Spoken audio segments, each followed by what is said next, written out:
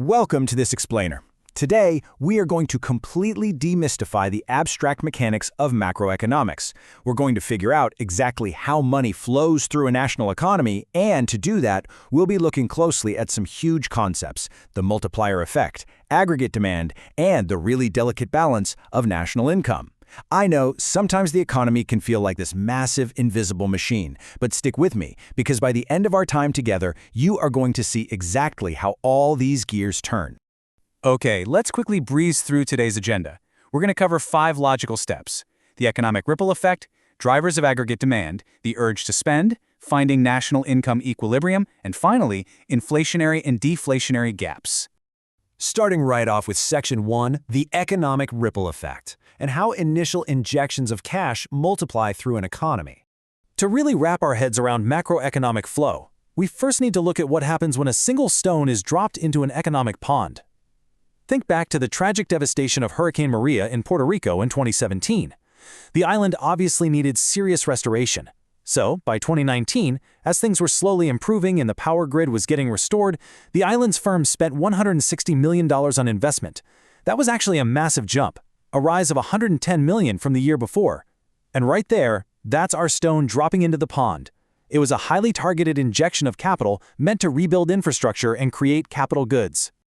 But here's the wild part. That initial $160 million, it didn't just sit in a bank vault. That higher investment first created jobs for the people making those capital goods. Then, those exact workers, who are now bringing home higher incomes, went out and spent their paychecks on everyday consumer goods, which, you guessed it, created even more jobs, more incomes, and even more spending. The ripple effect was incredible. Employment actually rose by nearly 7,000 jobs, and the unemployment rate fell to 8%, which was the lowest it had been in 70 years. Ultimately, economists estimated that these successive rounds of spending actually generated a final $240 million increase in the total economy. And this chain reaction beautifully illustrates our first major concept, the multiplier. The multiplier essentially proves that a single injection of cash actually creates a final economic impact that is so much larger than its original size. Basically, the final rise in a nation's gross domestic product ends up being a multiple of that initial change in spending. Moving on to Section 2, drivers of aggregate demand, or the 4 components that make up total spending. So, we've talked about the ripples, but what exactly is the water in our economic pond? Well, total spending, which economists call aggregate demand, is driven by just 4 key components.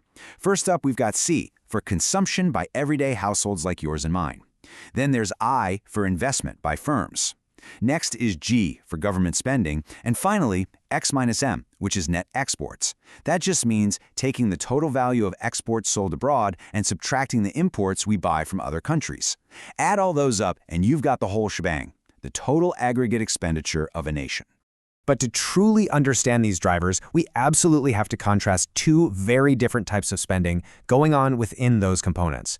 There's autonomous spending, and then there's induced spending. Autonomous spending happens completely independently of your current income level. Think about buying your basic groceries to survive, or a government building a totally necessary bridge. That money has to be spent regardless of what the current GDP is. Induced spending, on the other hand, is driven purely by the level of income. Think about it. If you get a massive bonus at work, you might suddenly go buy a brand new TV. So as national income rises, induced consumption rises right along with it. You can actually see these very distinct components of aggregate demand playing out all over the globe. Take private citizens out shopping at a bustling department store in Mumbai. That is a textbook example of consumption, much of which is induced by the rising incomes and the strong consumer confidence in India. But contrast that with the Greater Accra Regional Hospital in Ghana. Now, this is a massive, modern healthcare facility built entirely with government funds. That perfectly represents an autonomous injection of government spending. It doesn't depend on how much cash consumers have in their pockets that week. It relies strictly on national policy and structural need. Which brings us to Section 3, the urge to spend, and understanding human behavioral choices in economics. Now, you might be wondering what actually dictates how powerfully that money ripples outward. I mean, why did Puerto Rico's $160 million turn into $240 million and not, say, $1 billion? Well, it all comes down to human psychology and a brilliant concept called the marginal propensity to consume, or the MPC. This is literally just the mental tug-of-war happening in our brains, deciding how much of an extra dollar we're going to immediately spend versus how much we'll safely tuck away in a savings account. For example, if someone hands you an extra $10 and you immediately spend 6 of it and save 4, your marginal propensity to consume is simply 0.6. Let's look at the math here, because it's actually fascinating and super intuitive. The size of our multiplier, which economists represent with a lowercase k, is determined entirely by this exact propensity to consume. The formula is k equals 1 divided by 1 minus the MPC. All this means is that a population that eagerly spends its extra cash is going to have a really high MPC, and therefore they'll create a massively powerful economic ripple. The more of that extra income you pass on to the local baker, who passes it to the mechanic, who passes it to the grocer, the bigger the final national income becomes. But conversely, that ripple weakens heavily if money leaks out of the domestic circular flow. Every single time income changes hands, some of it doesn't actually make it to the next domestic business. It leaks right out of the bucket through the marginal propensity to save, the marginal rate of tax, and the marginal propensity to import. Think about it. When people save their cash in a mattress or hand it over as taxes to the government or use it to buy goods produced in completely different countries, that specific money literally stops rippling through the local economy. All right, moving to Section 4, finding national income equilibrium. This is where aggregate expenditure meets output. So what actually happens when all these injections, things like firm investments and government spending and all those leakages we just talked about like savings and taxes, finally balance each other out? Well, a national economy finds its perfect balance, its equilibrium, exactly at the point where the total aggregate expenditure perfectly matches the actual volume of goods and services being produced. At this very specific level of national income, there's absolutely zero pressure for the economy to expand or contract. It's perfectly stable. Total spending simply equals total output. Visually, economists map this out using the classic Keynesian 45-degree diagram. That 45-degree line represents all the magical points where total spending exactly matches income. So, when a new injection happens, let's say the government decides to suddenly build a bunch of new highways, the entire aggregate expenditure curve shifts straight upward. And because of that multiplier effect we explored earlier, you can visually see how a purely vertical jump in spending results in a much larger horizontal leap in money GDP along that 45-degree line. The economy establishes a brand new equilibrium at a significantly higher level of national income. Finally, Section 5, inflationary and deflationary gaps. What happens when the economic pond overflows or completely dries up?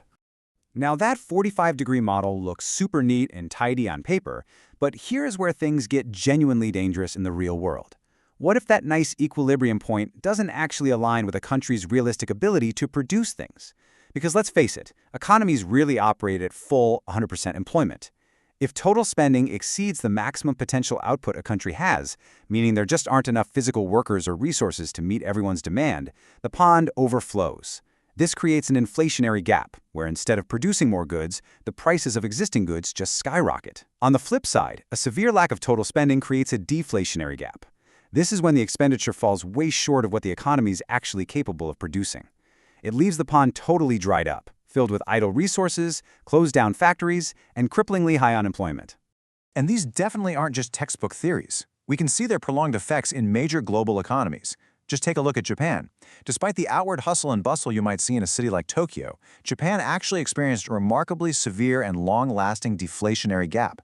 There was just a profound national lack of consumer and business confidence, meaning everyday households and massive firms alike simply refused to spend their money.